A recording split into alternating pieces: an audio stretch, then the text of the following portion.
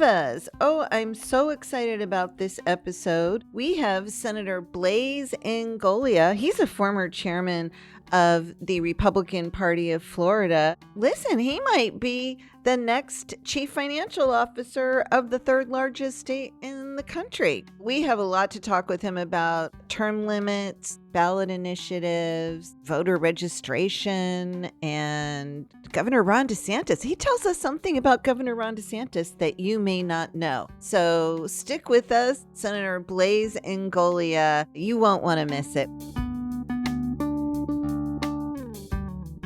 I think no matter what, the question, whether it happens this session to put on a ballot in 2026 or next session to put on a ballot in 2026, that there should be some sort of property tax relief for taxpayers in the state of Florida. You're listening to Deeper Dive with Dara, a podcast by the News Service of Florida. Let's dive in.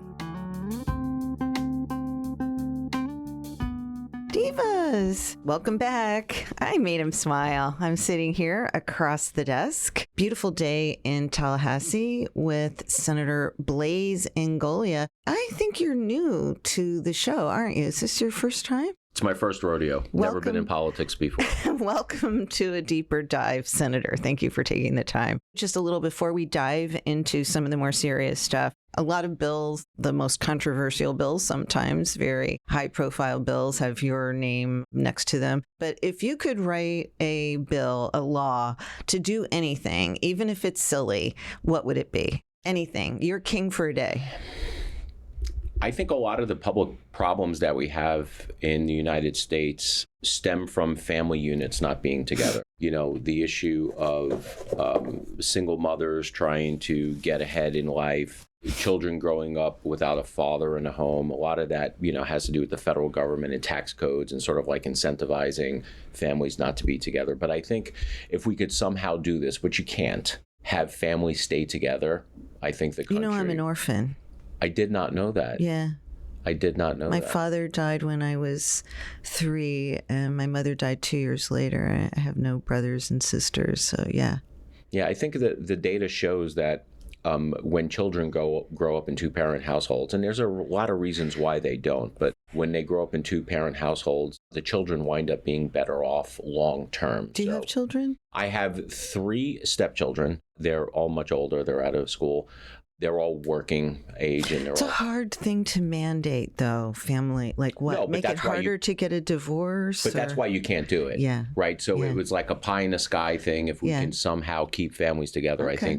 I think the world winds up a better place. I think you're not alone in that. That was important to Speaker Sprowls. I think that parenting, fathering, particularly, right? Yeah, because the data shows clearly that when children grow up in two-parent households, they wind up, better off in the long run. Look, it's not a death sentence, if you will, if somebody grows up such yourself as an orphan, or if people grow up in a single family household. But it does mean that those people just have to work harder. I was raised by my grandparents. I mean, I wasn't raised by wolves, and but we could spend many hours talking, as I have with my therapist. Shout out to Dr. Paul on the impact those deaths of my family members had on their families. They never really fully recovered. Anyway, thank you for that. Let's move on. That was supposed to be our light icebreaker. That was deep, Dara. That was deep.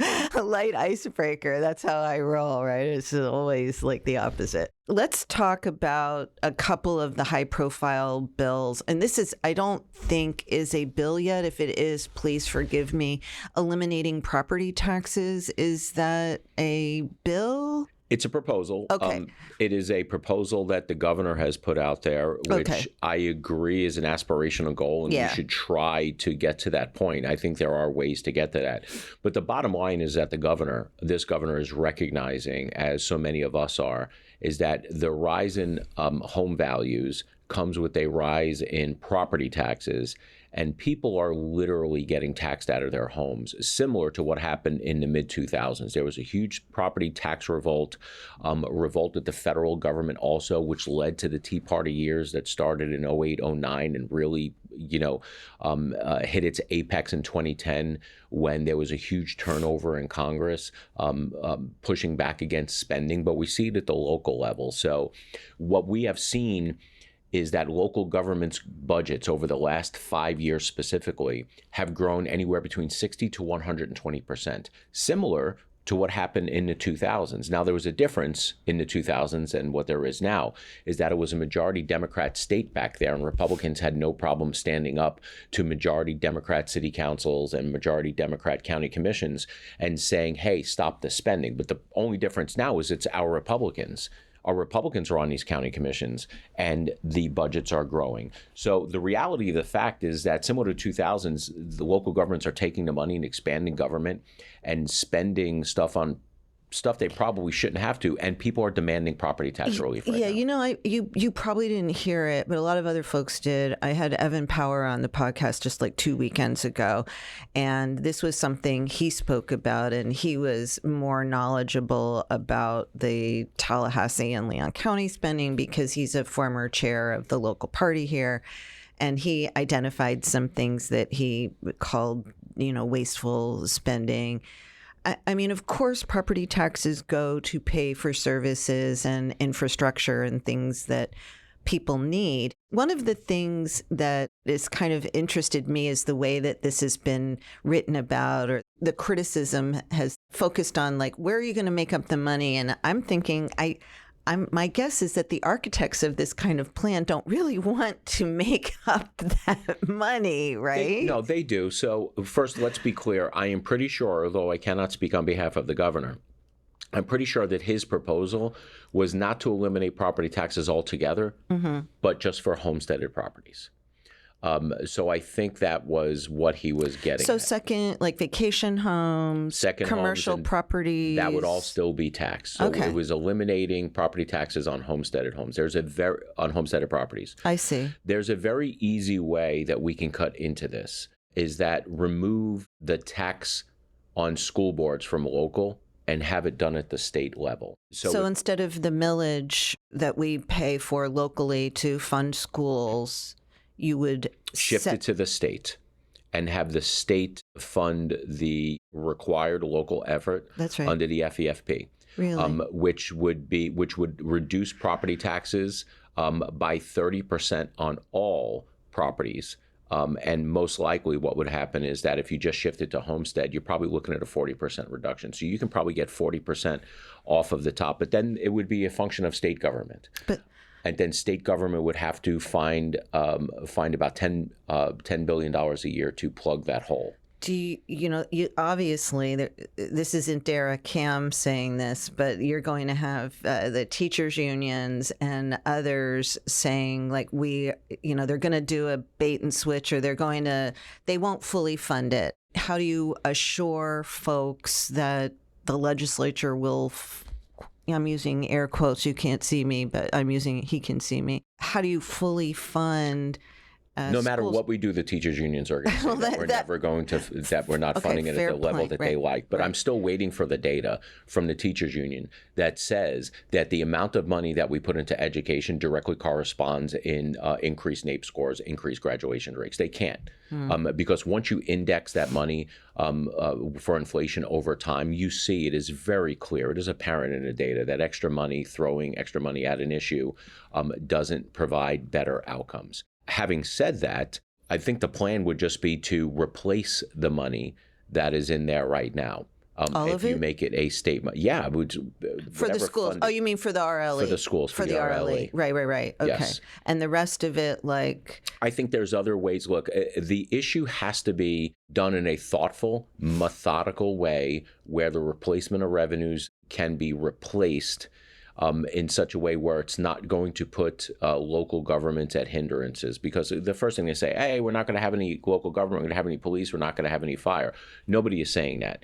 So I think the expectation is for government to first right-size itself, because it's going to need to cut back on some of the frivolous spending that they've incurred over the past 5 years, because there's no way that local government general fund budgets increase from 50 to 120% without spending that's not needed or warranted. So they're going to have to right size their budgets, and then some of that money can be replaced. I do not know what the long-term solution, even if there is a long-term solution with replacing homesteaded property taxes with another revenue source, but I know we owe it to our constituents to try and see if we can actually do that. Do you think that this is not something that would happen this year? Maybe that would be something that you might consider to be putting on the 2026 ballot, that the legislature might put out, maybe next year? Do you think it's possible? I don't. Something this big oftentimes takes several. It is a big policy shift in the state of Florida. Yeah. But I think no matter what, the question whether it happens this session to put on the ballot in 2026 or next session to put on the ballot in 2026, that there should be some sort of property tax relief for taxpayers in the state of Florida. What that looks like, we're still having conversations about it. Okay. Do you think that it would disproportionately affect wealthy property owners? I don't necessarily agree with that. It's one of the reasons why I'm trying to increase the property homestead exemption. Look, you have a cap right now, a homestead cap that's portable. I think it's capped at $500,000. I know that there are some proposals out there. So when you move, you take it with you? Yeah, there are some proposals by some people who own, multi-million-dollar mansions that they want their cap to move. I don't think I'm in favor of that. So I think we should do it in a thoughtful manner where most of the savings and most of the impact happens on the lower spectrum. And that's why, at the very least, that we should do is increase the homestead property exemption. We'll be right back with Senator Blaise Ingoglia. You've been waiting for it. You know what time it is. It's that time for the news in haikus. The news in haikus. Your current affairs garden of contemplation. Term limits proposed. Fresh ideas or weakened voices. Cycles of power. That was the news in haikus.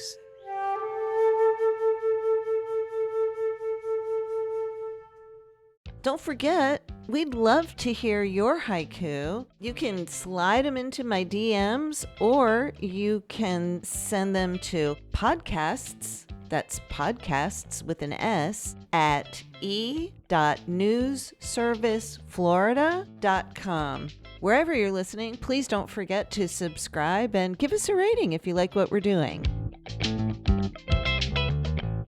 And we're back with Senator Blaise Ingoglia here in his office in the Senate office building. We talk a lot about these kinds of big ideas, and I was wondering if there was one thing that you wished that voters understood more about the legislative process. I don't know. It's a really good question. Something you think people often maybe overlook. One of the things they may overlook is that I think there's an assumption that people outside the process think that Tallahassee is like Congress. Yeah. Where they often confuse, like, they can't name their lawmaker. Yeah, but it's not only that. People in Congress, Democrats don't get along with Republicans. Republicans don't get along with Democrats. And infighting in Congress is more of a grift, and it's clickbait. So you can get on TV more, who can be the most boisterous and outlandish, to try to build up some sort of national persona. So they think that Tallahassee is just like that we're at each other's throats down here. Generally, we like, as people, a lot of the Democrats that we serve with. We don't get along with them in terms of policy. We don't agree with them in terms of policy, but we do get along with them. It is much more collegial. Until Randy Fine gets up there. That's a totally different discussion. Yeah, there are times when you need conservative Democrats or more moderate Democrats to help get your priorities done. So there's no need to alienate them. I will go toe-to-toe, and I will go to Matt with any Democrat or any Republican that doesn't agree with me. I have no problems. You've seen it. I have no problems arguing my point and voting no and voting against leadership, voting no against the establishment. So none of that changes. But I think it's more collegial here than it is in D.C. Okay, well, you voters learned something today then. Let's talk about another kind of couple more high-profile bills that you are, one that I'm writing about, the ballot initiatives change. This is not the first time that you have tackled that issue. I mean, I don't need to tell you what the criticism is. It's one consultant did tell me that if the bill as it is now passes, that nobody will ever run another ballot initiative in Florida. I was wondering if that's maybe like your goal. No, that's a hyperbolic answer. Okay. There is, look, so when we're talking about petitions and the way we put amendments on the ballot via candidate petition, changing the way we do it, the political arms of the organizations that put it on the ballot or are attempting to put it on the ballot, they're just going to change the way they do it. They're not going to stop. So anyone is saying that is just absolutely, they're not being truthful. Fear-mongering. They're fear-mongering because they want people to vote. They want people to vote against it. I look at it as a political animal, as somebody who was a past chair of the Republican Party of Florida, and I know exactly what, I'm not going to say how to do it, but I know how I would tackle that. And it's just it's a change in process in how you go about getting them on, but you can still put it on the ballot. So I don't believe an iota of anybody who says that. Now, having said that, I think that there is a problem the way we do it right now. I think it is way too easy. I think it is way too fraudulent. You think it's way too easy? Now, I think these groups spent $150 million. So if you have $150 million, you can buy the Constitution. Except they failed. Well, they failed because there was a counter argument against it, and it didn't reach the 60%. In the absence of that counter argument, you would have had large corporations with the ability to buy the Constitution. The Constitution is supposed to be a sacred document. It's supposed to be a document, especially the U.S. Constitution, is a limiting document. Right, but we're not talking about the U.S. Constitution. No, 100%. But things that should have been done legislatively do not belong in the Constitution. And the best argument that I can make is this, is that you've been in the process, Dara, for a while. You see that when a bill gets written and it gets filed, it gets 1, 2, 3, 4 committee references, right? And as it goes through the process, people start realizing the infirmities in the underlying bill that you wrote. And they're always getting amended. And that is the key here when we're talking about constitutional amendments or lack of amendments. When we have a bill filed in the legislature, if there's a problem in committee, we go, oh, there's a problem, we need to amend it. If it goes to the second committee, there's a problem, we need to amend it. And by the time we get it to the floor, we would like to think that it's perfected in a way that it is good policy. When you have a constitutional amendment, you have somebody who does not understand the process writing something to be enshrined in our Constitution, and it can never be amended. That was the problem with Amendment 3. That was a problem with Amendment 4. They were poorly written, didn't have any definitions, and it was misleading. So it had never, while legislation has the process to be amended and quote unquote perfected, you can get a bad amendment that's going to wind up put on the Constitution. The only way to change it is another constitutional amendment. Okay, I love having this discussion with you. The folks who are supporters of some of these ideas that are made into, making their way into the Constitution, either successfully or unsuccessfully, can argue that the legislature now, with supermajorities, Republicans have supermajorities in both the House and the Senate. You have a Republican governor for how many decades now, 30 years, 20 years, 30 years, however long time, that these ideas that might not be, supported by not just leaders in the legislature, but rank and file members of the legislature. But you still have almost half of Floridians are Democrats. It's maybe like a third, and a third. Republicans have more, but you know what I mean? Not every Republican vote, not every Floridian voter is a Republican. And so there might be voters who disagree with the policies that are being put forth or have policies that aren't being adopted. I'm glad you brought that up. Yes. Because we have constantly been told that because we have not done a certain policy, or the majority of the people were against a certain policy that we passed, that we were all going to be voted out of office. We've been hearing that for the last 10 years. But in actuality, the exact opposite has happened. We've gotten more and more Republicans elected. It didn't go the way they thought, where we would have less. We actually have more, to the point now where we have solid majorities in both chambers. So I don't buy the argument that it's such overwhelmingly that they agree with the policies that we're not doing, or overwhelmingly against the policies that we are doing, that we would get voted out of office. Now, having said all that, the Constitution should have a higher threshold. It's not, you do not legislate through the Constitution, you legislate through the legislature. Well, you have the 60%. But you have the 60%, right? But in addition, let's go back to the argument where you have these large corporations, and some of these outfits are being funded by out-of-country interests. That, like, how does somebody funding a ballot initiative from Europe, they were expecting to change a constitution in Florida? That stuff needs to be shot down. There should also be more clarity in understanding what they're actually voting for, the true cost of some of this stuff, a clear and unambiguous title and summary where people understand, because all they're doing is they're listening to campaigns on TV, which may not necessarily reflect what is on the ballot. And we saw that with Amendment 3 and Amendment 4. Well, in your bill now, talk about, perfecting through the process. This proposed constitutional amendment was amended to include a provision that would ban the use of state dollars for or against a ballot initiative that was a direct, I don't want to say, the gauntlet was thrown down, but I think that was in response to Governor DeSantis using his executive authority and to campaign against some of these issues. It was agencies putting up PSAs. We had the two, obviously, that we're talking. The key there is PSA. Right. Right? So do I agree that state dollars should not be used in a political campaign advocating for or against a defeat of an amendment? Absolutely. But that's not what happened. You don't think that's what happened? No, it was a PSA. So what happened is they were actually helping to save people's lives by getting the correct information out there. And this is the reason why. You're talking about the abortion. The abortion amendment said that they were misrepresenting what current law was, giving everyone the impression that what current law wasn't actually what it was. So in the defeat of the amendment, right, in the eventual defeat of the amendment, they didn't know it was going to be defeated.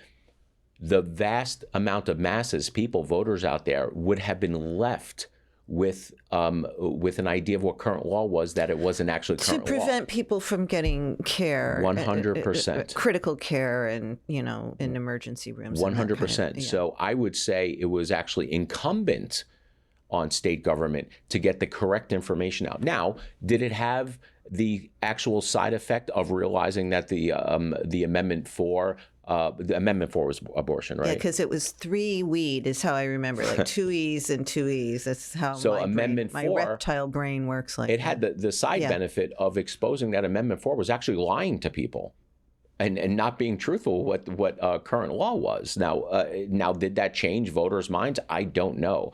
But the idea that the state of Florida would allow a campaign to leave people with the impression that law wasn't what it actually was and put people's lives in danger was abhorrent. Well, we'll see if that ends up in the bill at the very end. Do you think that's something? I don't know what the language is, but if the language expressly prohibits the defeat or advocacy for, I think that's what it said. Yeah, I don't think anyone has a problem. But that's not what the PSAs did. You said it yourself. It was a PSA. Some folks have said this is a way of centralizing more power in the legislature. No, they are just upset that Governor DeSantis is very, very effective when it comes to this stuff politically and policy-wise. He's very popular. Speaking of Governor DeSantis, I love this happens when you lead me into my next set of questions. We have another set of ballot initiatives I want to go over with you, but first let's talk about Governor DeSantis. Are you going to be the next, look, he's shaking his head. I didn't even ask the question. The next chief financial officer? I don't know. I don't know. The governor has said a bunch of times that he was going to make a decision after legislative session.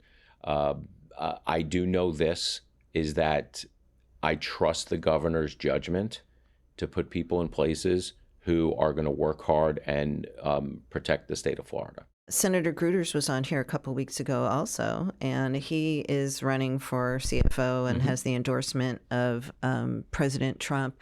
He basically was like, bring it. I've got this endorsement. Anybody who's got the backing of President Trump is, basically you can't do better than that. It's going to still be an election, and elections matter. But, to what extent do you think President Trump's endorsement or participation, or we don't know yet, and the monster that President Trump is in terms of popularity today might not be the same as it is in, next year. But what do you think about that? Look, President Trump got reelected in a landslide. A lot of people believe in what he's doing, including me. I'm a fan. But a campaign is a story about narratives about what you've done, what you're going to do. I believe that my story, should I be honored to get the appointment, and we still don't know if that's the case, I think there's a very good story to tell, and that's what campaigns are for. Okay. And, Senator Gruters is also a former chair of the Republican Party of Florida. Something else, he has an Oura ring. Is that an Oura ring? It is an Oura ring. And so I don't know how many other people know that you both wear. Do you swear by it? He went on a whole thing about how. I swear by it. Really? Like you sleep better, you exercise better? Yeah. So for years, I ran around using a Fitbit. Okay.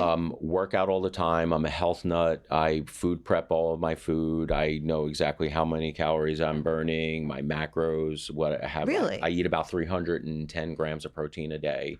I do about an hour worth of cardio a day, lift 4 days a week. I track all that stuff.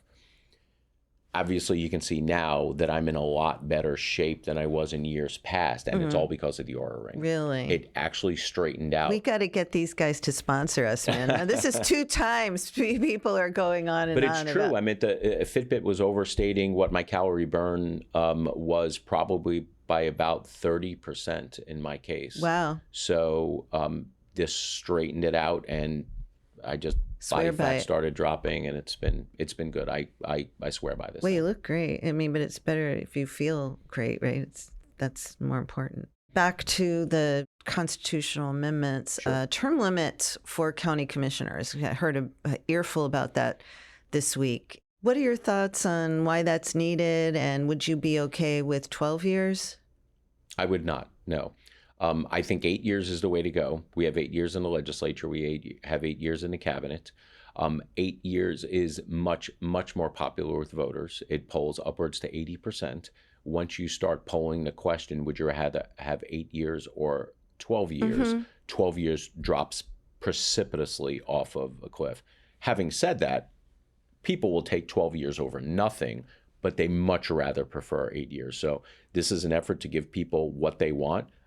We align everything. Everyone has 8 years in the state of Florida. But more importantly, it keeps the ideas going, because when you know that somebody is going to term out, whether it be state house, state senate, county commission, should this pass, school board, which already has term limits. Why do you need it again?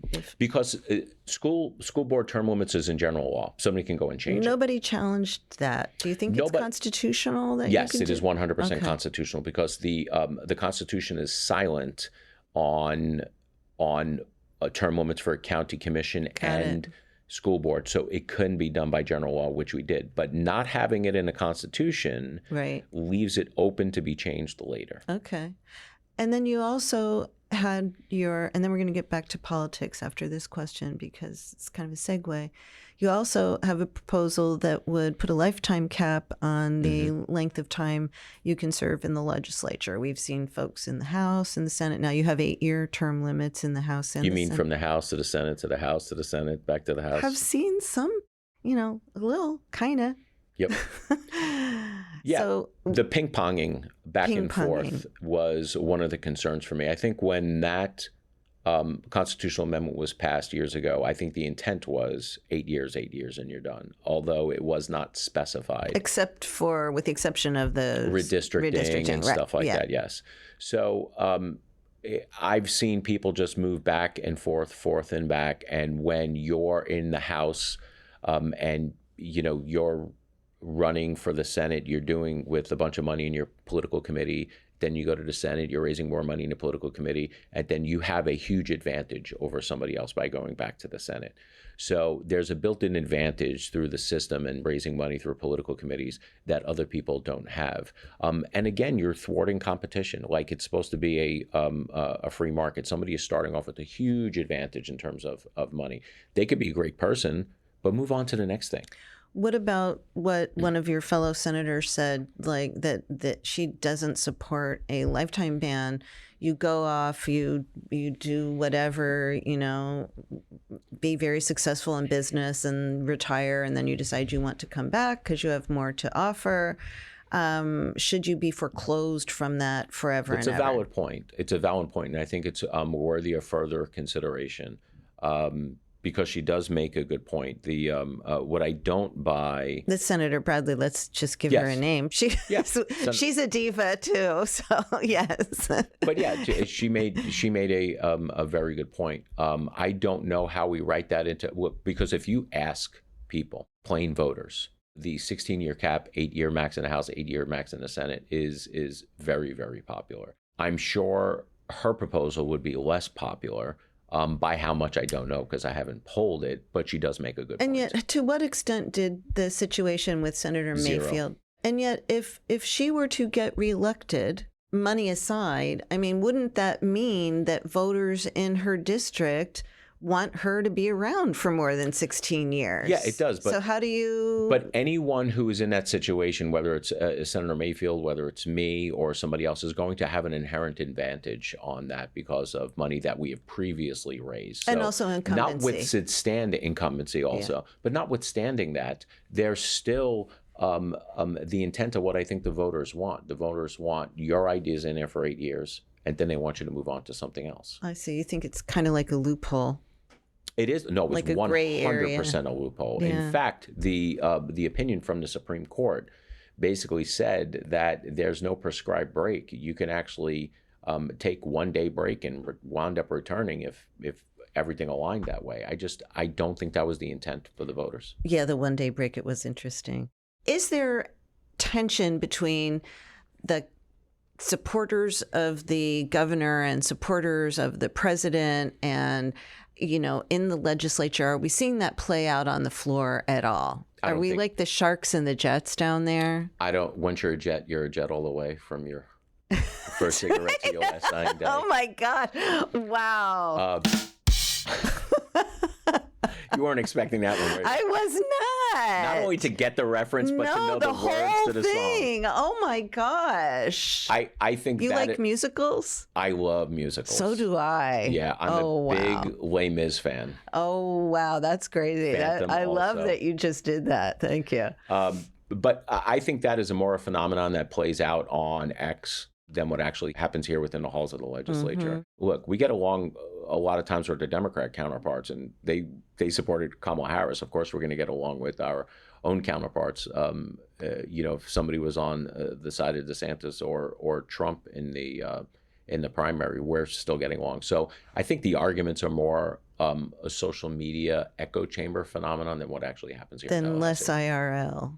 Yes. Yeah. I try not. How much do you pay attention to social media? I pay attention a decent amount. It's where I'm getting a lot of the news. So I follow a lot of news agencies and reporters just to see what pops up. I do follow a lot of activists to see what they're saying. And because they're, I don't agree with everything that they say on either side of the aisle, but at least they're bringing up valid points that we need to take into consideration. So I do use social media a lot. Who's like your main go-to? You want me to say Dara Cam, don't you? No, because I post, like, if I'm posting pictures of my dog or the snow peas that I'm growing in my garden. Like, Yeah, I don't think I'm not one of these who's spending all my time on. I don't know how they have time to do it, to be honest. I don't think there's a go-to for me. Yeah. I think just having an abundance of information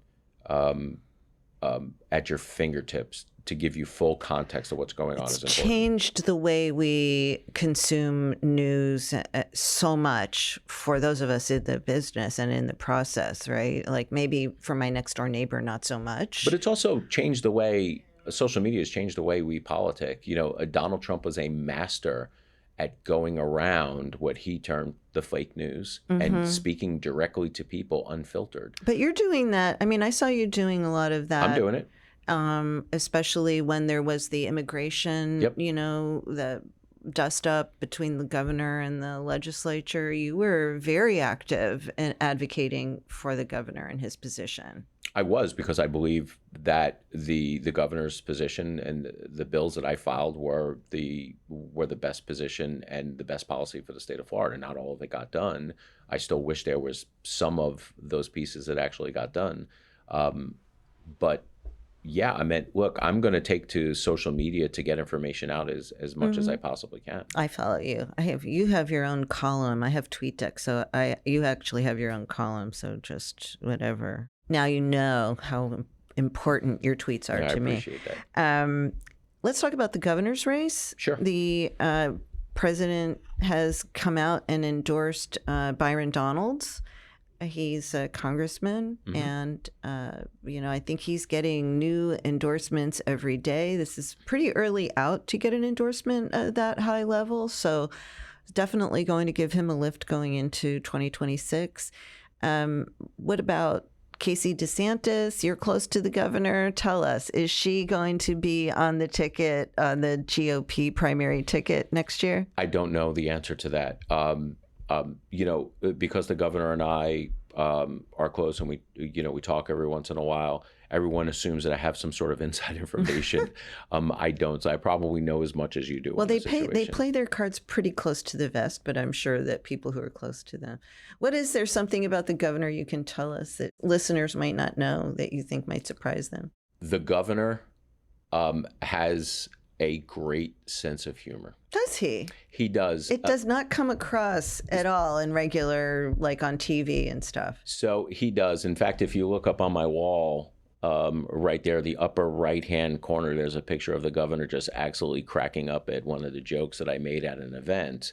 And that's the side that most people don't see of the governor, because the governor is absolutely serious about the state of Florida, and he takes his commitment to the state of Florida very, very seriously.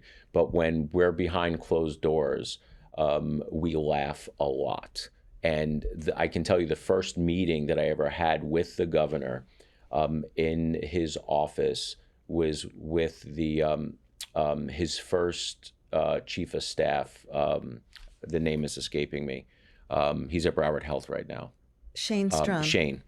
And Shane was sitting there on the side, and the governor, because I had known the governor previously from when he was running for Senate, when Marco Rubio was running for president. Right.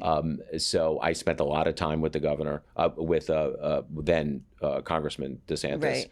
And then when he became the eventual gubernatorial Republican nominee, I spent a lot of time with him because I was party chair. Right. So I'd known him for a while. So I get in the room with him, and Shane Strum is sitting there on the side, and we're just cutting jokes, and Shane's eyes, like I'm cutting jokes, the governor's laughing, and Shane's eyes just like bulge out of his head. It's like, I can't believe I'm sitting here watching this.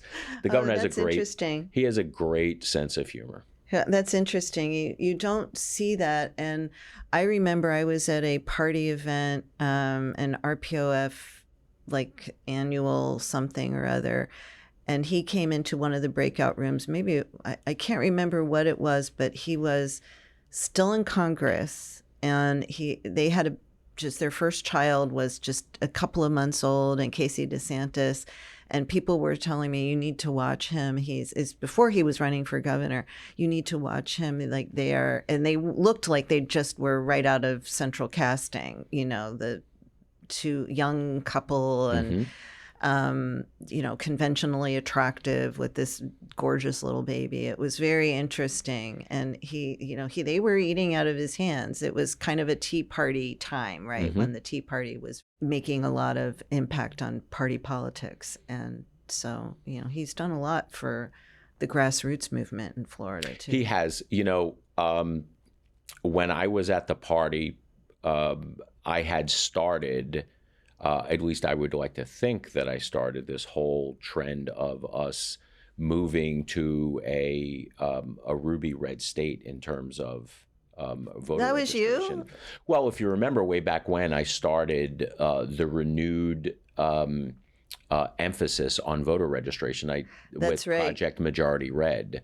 And I said that, look, I didn't remember that, but thank you. The job of the political party, the Republican Party of Florida, was to register voters and to get Republicans elected. And I made sure that we like a laser just highlighted and focused on that. So when I first became RPOF chair, Donald Trump was our nominee, and I came up with Project 29. Nothing mattered but for us then delivering the 29 electoral votes to Donald Trump. And then after that was Project Majority Red. And you can see that under my term of RPOF chair, that the voter registration, if you go back, started to really take off. I wanted to say that when I got into office there, I want to say the Democrats had roughly 300,000 more registered Republicans than what we had. And by the time I left office, it was like 150,000. So we had started that, but none of it would have happened where we are right now if it wasn't for Ron DeSantis, because he saw that as a pathway to turn all of what we're seeing now from a swing state into a deep red state. And if it wasn't for his commitment, in injecting money into the party, making sure that we were I had the plan and I did what I could do with the money that I had. I wish I had a Ron DeSantis as coming in and helping, but when he was in there, I mean, you can see that the voter registration Republican just started going through the roof. Now, that was helped also with policy, with COVID and all that other stuff, with people moving to Florida, but none of it would have happened if it wasn't for Ron DeSantis. I've said it before, and people who listen to the show know I have cousins, Republicans in other states, who, he is a rock star with them. They really, I don't think people in Florida really fully realize just how popular he is. Equally unpopular with Democrats, probably, but he's a draw for people. Yeah, I think one of the reasons why he's a draw is that similar to President Trump, he tells people what people are already thinking, and he verbalizes it. The reason why he's so unpopular with Democrats is because he's effective. Not only can he get up and explain what his position is, but then he will look for legislation and help craft legislation to get to his desired outcome. Do you feel like the amount of time that the legislature and that the governor devoted to social, what we call cultural war issues over the past couple of years in the run up to him running for president, the anti-DEI, the anti-CRT, all of that, do you feel like that was the best use of the legislature's time? Yes. Yeah. I mean, if you look back, they were extremely popular with voters. And the governor almost led nationally on, he led nationally on almost every one of those issues. So much that he was probably 2 or 4 years earlier than when it started exploding nationally. I mean, we're seeing some of this being implemented on the federal level by President Trump, right? Yeah, 100%. The governor started realizing just fundamentally that the stuff was wrong. And the governor is not afraid to stand up for what he believes in.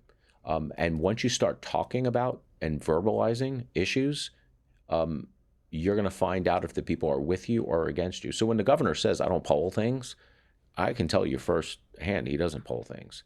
He goes out, he tells you what he believes, and then he's like, okay, you want to see that I'm right? Now we'll poll it. And the stuff that he has put forward in a lot of these, what the Democrats would say culture war issues, have proven to be right. Here's just goes to show you that the governor has been right on this issue, and it was good that we spent that much time on the issue, is that Democrats now keep on doing their postmortem on the same election. And one of the things they keep on saying is stop. With a lot of these issues. Yeah. Because that's why you lost. The converse is that's why Ron DeSantis won and continues to win in the court of public opinion. Some of and we'll talk another time. You'll come back, right? Of course. Promise you'll come back. We'll talk another I have my own space on your tweet deck. How could I not come back? What's your favorite podcast? Megyn Kelly. Really? Sorry, Dara. It is Megyn Kelly. All right. Well, we're gonna have to make you a diva. We're gonna have to get you. I listen to Megyn Kelly's podcast religiously. Okay. Well, thank you for you didn't even hesitate. So obviously you're telling the truth. I have two more questions for you. If you had to make a campaign slogan based on your favorite movie quote, what would it be? I guess we could make that a musical quote too for you. I'm stumped. That one stumped the expert, huh? So a campaign slogan based upon maybe a movie character or a character. It doesn't have to be a quote. I'm still impressed with the West Side Story. So one of my favorite movies of all time is Wall Street. Okay. But that's obviously an older movie. Yeah. That was a good movie. That's Michael Douglas, right? Yes. Yeah. And one of my favorite movies now that I continue to watch is Infinity War, which is part of the Marvel. See, I'd never even heard of that. So I'm trying to think, what would Thanos say and turn that into a slogan. All right, well, you can get back to us. You can get back to us on that one. How about this one? What do you hope your legacy will be? What do you think your legacy will be in the legislature? I think you gave us your legacy as chairman, right? I mean, feel free to answer on that level too, but what do you hope your legacy will be in the Florida legislature? Somebody who stood up for what he believed and did not care what legislative leadership or others said, was not afraid to take a position where he only stood alone if he thought it was right. Can you give us an example of that? I mean, there are a bunch of examples over the years. I've, go back to the redistricting maps. Me and Cord Bird, among a couple of others, said that, no, we don't believe that this map was right. We thought it was wrong, and for certain reasons. And that proved to be right by the courts. The courts affirmed what we thought. But there are things just over the years, like last year, there was a bill on the floor that would increase interest rates from 30% to 36% on what lenders could charge. It passed the House. I voted no. I almost killed it on the floor just with the speech. If I would have lobbied against it, we could have. So I will stick up. I have no problems for sticking up for what I believe in, especially if corporate interests are trying to take advantage of other people. Well, I did say last one, but let's just make this one. And thank you again for joining me. This has been a treat. Doge. Now we've got Doge. I've been asking people, and maybe I'm not asking the question exactly the right way. I'm not communicating what I'm trying to get at. On your own personal Doge, like the Ingoglia household, do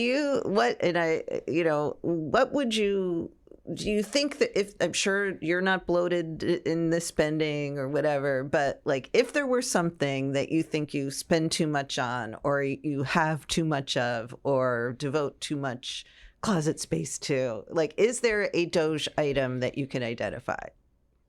A lot of people have said subscriptions to different things on their, on their phones. No, it's not that. I live pretty frugally.